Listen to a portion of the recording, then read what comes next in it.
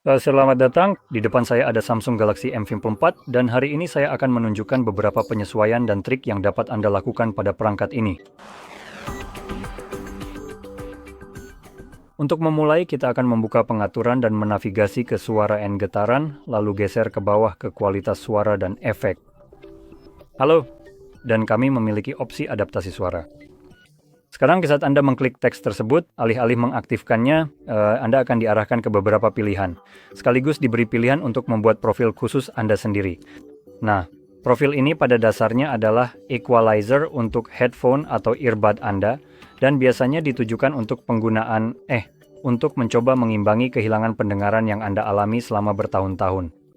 Namun, opsi yang lebih baik untuk melakukan ini adalah dengan membuat equalizer khusus untuk earbud Anda, bukan untuk pendengaran Anda, karena setiap earbud mungkin memiliki profil yang berbeda, bisa jadi lebih lemah atau lebih baik pada frekuensi tertentu. Jadi jika Anda memiliki sepasang earbud yang mungkin murah, dan suaranya tidak terlalu bagus, Anda bisa mencoba melalui opsi ini. Dan karena suaranya tidak terlalu bagus, earbud tersebut mungkin kesulitan mereproduksi frekuensi tertentu yang akan diputar oleh ponsel, yang tidak akan bisa Anda dengar. Oleh karena itu, fitur ini akan meningkatkan frekuensi tersebut dan memberikan performa yang lebih baik. Jadi Anda bisa mencoba cara ini. Sekarang ini hanya akan berfungsi jika Anda memiliki headphone atau earbud. Fitur ini tidak berfungsi dengan speaker itu sendiri. Oke, sekarang kita kembali ke halaman pengaturan utama dan tampilan. Di sini, kita memiliki mode terang dan gelap di bagian atas, serta pengaturan mode gelap yang memungkinkan kita beralih antara kedua mode ini, baik berdasarkan jadwal, dari matahari terbenam hingga matahari terbit, atau menggunakan pengatur waktu khusus. Jadi, Anda bisa mendapatkan yang terbaik dari kedua dunia, pada dasarnya. Pada siang hari, gunakan mode terang, dan pada malam hari, gunakan mode gelap. Sekarang kita turun sedikit ke bawah dan di sini kita menemukan pengaturan kelancaran gerakan. Di sini kita memiliki dua opsi, standar dan adaptif. Mode adaptif berjalan hingga 120 Hz, sedangkan mode standar hingga 60. Jika Anda tidak melihat banyak perbedaan di antara keduanya, misalnya seperti gambar yang dilebih-lebihkan di sini, maka Anda mungkin ingin mengaturnya ke 60. Ini akan memberikan daya tahan baterai yang lebih baik. Secara pribadi saya merasakannya, jadi saya akan tetap menggunakan 120. Namun untuk tujuan penghematan baterai, Anda bisa mencoba mode standar. Sekarang kita lanjut ke mode layar, dan saat ini diatur ke mode vivid. Kita juga memiliki mode natural, jadi hanya pengaturan saturasi pada layar, dan Anda bisa memilih manapun yang Anda sukai. Pada mode vivid, Anda juga memiliki slider untuk white balance, jadi kita bisa membuat warna putih menjadi lebih hangat atau lebih dingin, baik ke arah biru atau kemerahan, tergantung preferensi Anda. Dan kita juga memiliki opsi lanjutan yang memungkinkan Anda untuk sepenuhnya menyesuaikan spektrum RGB. Jadi, itu sudah jauh lebih dari yang saya butuhkan, jadi saya akan abaikan saja dan lanjut ke Edge Panel, yaitu fitur yang ada di sini. Dan Anda juga memiliki opsi ini di bawah pengaturan layar. Secara default, Anda hanya memiliki satu hal di sini, yaitu aplikasi-aplikasi. Tapi saya juga ingin menekankan, dengan pembaruan perangkat di masa depan, yaitu One UI 7, ini juga akan menambahkan beberapa pintasan tambahan di bagian paling atas untuk misalnya penggunaan AI. Namun, pada pengaturan, kita sebenarnya memiliki opsi Handle, dan ini memungkinkan kita untuk menyesuaikan bilahnya secara langsung. Sekarang, yang biasanya saya lakukan adalah memindahkannya ke posisi tombol volume, lalu mengecilkannya, sehingga ukurannya hampir sama dengan bilah volume. Cukup baik. Lalu, atur transparansinya menjadi tinggi. Mengaturnya ke transparansi maksimum akan membuatnya benar-benar tak terlihat, dan menempatkannya di posisi tombol volume membuatnya jauh lebih mudah untuk mengetahui di mana letaknya. Jadi kamu akan selalu menggeser dari posisi tombol volume kamu. Dan ketika kamu kembali, kamu bisa lihat sekarang itu tidak terlihat, dan aku bisa menggeser ke atas dan selalu tahu di mana letaknya, karena posisinya sama dengan tombol volume. Jadi, itu satu hal, dan hal lain di sini adalah panel-panelnya. Ini memungkinkan kamu menambahkan panel tambahan yang sudah terpasang di perangkat, dan kamu juga bisa membeli lebih banyak dari Galaxy Store. Dan ya, aku tidak salah bicara. Kamu memang bisa membelinya. Sebagian besar memang berbayar, meskipun harganya tidak mahal.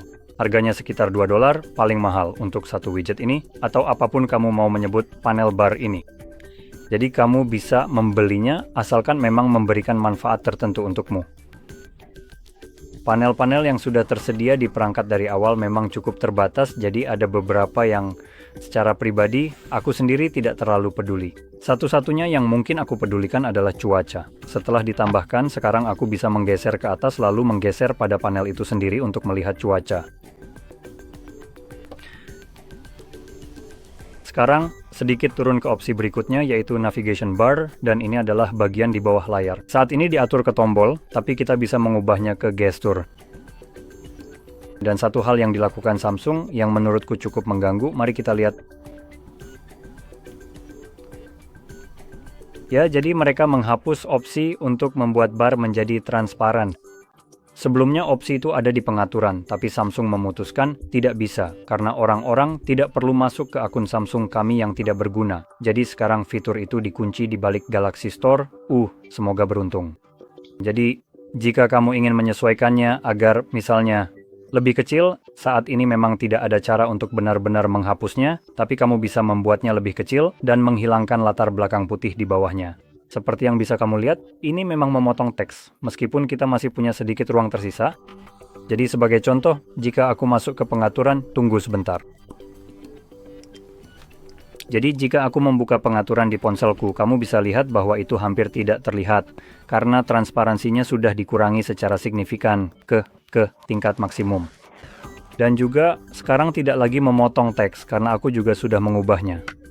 Jadi, sekarang pada dasarnya sudah layar penuh untuk semuanya dan barnya lebih tipis serta kurang terlihat. Jadi itu adalah sesuatu yang bisa kamu coba jika ingin menyesuaikan gesture agar sedikit lebih kurang mengganggu di layar kamu.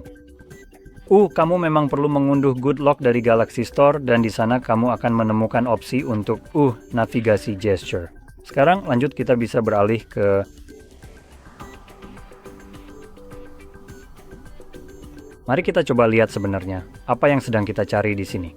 Bukan di lokasi ini karena ini sepertinya bukan tempat yang tepat. Saya sedang mencari fitur Always on Display dan mungkin saja fitur tersebut bisa ditemukan di area ini. Ya, benar sekali, Always on Display. Jadi, fitur ini secara spesifik dan logis berada di bawah kategori atau bagian lock screen.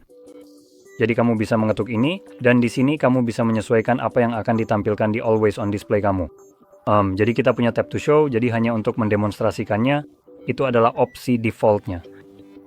Jadi ketika kamu mengetuknya, itu akan aktif sebentar, menunjukkan berapa banyak notifikasi yang kamu punya, lalu menghilang. Kamu juga punya opsi always show. Jika kita pilih itu tunggu sebentar dan selesai, layar akan selalu terlihat secara permanen. Ini akan sedikit meningkatkan konsumsi baterai kamu. Lalu kita punya schedule, jadi kamu bisa memilih untuk mengaktifkan always on secara otomatis pada periode waktu tertentu di siang hari dan show for new notifications, jadi ini hanya akan mengaktifkan do not atau always on display saat kamu mendapatkan notifikasi baru, meskipun ini akan tetap menyala sampai kamu berinteraksi dengan perangkat. Jadi jika kamu mendapat notifikasi baru, layarnya akan terus menyala. Jika kamu misalnya mengetuk layar 2 kali untuk menyalakannya atau membuka kunci lalu menguncinya kembali, layarnya akan kembali mati sampai kamu mendapatkan notifikasi berikutnya. Kamu juga bisa menampilkan hal-hal seperti gaya jam di sini, memilih dari beberapa opsi, menampilkan informasi musik dan hal-hal lain yang bisa kamu atur untuk menyesuaikan tampilan dan nuansa perangkat. Sekarang, ada satu hal terakhir yang ingin saya tunjukkan. Kembali ke apa yang sudah saya bahas sebelumnya, yaitu Good Lock. Saya sangat merekomendasikan untuk mencobanya. Ini adalah aplikasi eksklusif untuk Samsung yang dibuat oleh Samsung, dan aplikasi ini menambahkan opsi-opsi yang sengaja dihilangkan Samsung dari Android. Meskipun Android itu sendiri sebenarnya sudah memiliki opsi-opsi seperti ini. Jadi jika Anda ingin misalnya merapikan status bar Anda, hal-hal seperti itu, mengubah cara ikon ditampilkan untuk notifikasi di status bar Anda, animasi, atau hanya gestur, bagaimana tampilannya, semua itu ada di Good Lock. Pada dasarnya, ini adalah aplikasi kustomisasi yang menyembunyikan banyak hal yang sebenarnya sudah ada di Android. Namun, jujurnya, fitur-fitur itu juga disembunyikan, tetapi saat Anda melakukan kustomisasi, Good Lock memberi Anda lebih banyak kontrol atasnya. Jadi misalnya, di Android biasa, ketika Anda menggunakan gestur, Anda bisa menyembunyikannya sehingga tidak ada bar di bagian bawah. Sementara Good Lock memungkinkan Anda mengubah warna, transparansi, ukuran, dan semua hal semacam itu. Jadi, Ini memberi Anda jauh lebih banyak pilihan teh, tapi memang membutuhkan seperti aplikasi yang perlu Anda unduh. Jadi ini dengan Koki itu semoga Anda merasa ini sangat bermanfaat, dan jika iya, jangan lupa untuk tekan like, subscribe, dan terima kasih sudah menonton.